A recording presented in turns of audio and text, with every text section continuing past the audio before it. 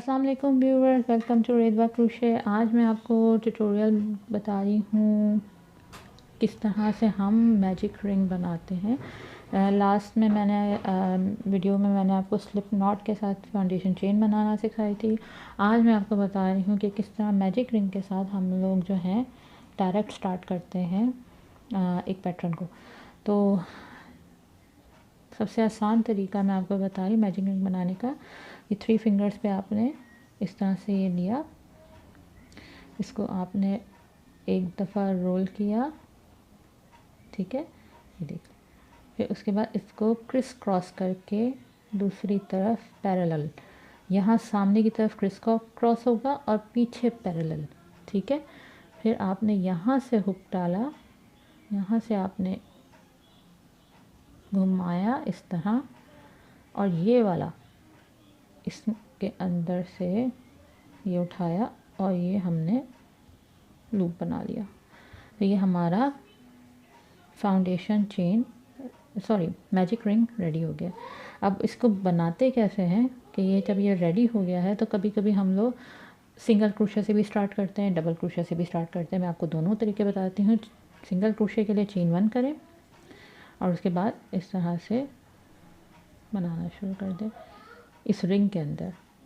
अच्छा, इसका फ़ायदा ये होता है कि क्योंकि ये रिंग बहुत बड़ा है तो आप अगर जैसे 30-40 सिंगल क्रोशे बनाने हैं तो बजाय कि आप 30-40 चेन बनाएं, आप डायरेक्टली सिंगल क्रोशे से स्टार्ट करेंगे। ये देखिए छोटा हो जाता है इस तरह से।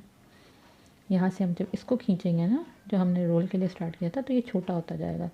तो ये ऐसे चेन के उसमें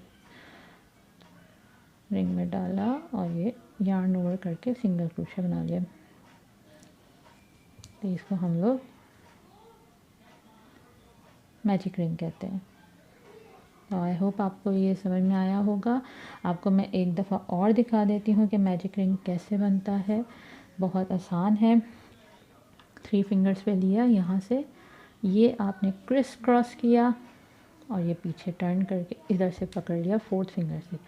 उसके बाद आपने यहाँ से नीचे से गुजारा, इसको यहाँ से खींचा, इसको घुमाया और ये वाला जो ये इससे आपने उठाया और इस लूप में से निकाल दिया। ये आपका मैजिक रिंग रेडी है। बहुत आसान तरीका है। आपको पसंद आए तो लाइक एंड सब्सक्राइब करें। ज़रूर मेरे बेल बटन को भी प्रेस कीजिएगा ताकि आपको जो है नोटिफिकेशन आए। मैं जो भी नया प्रोजेक्ट या जो भी नया ट्यूटोरियल शेयर करती हूँ आपको ज़रूर मिले।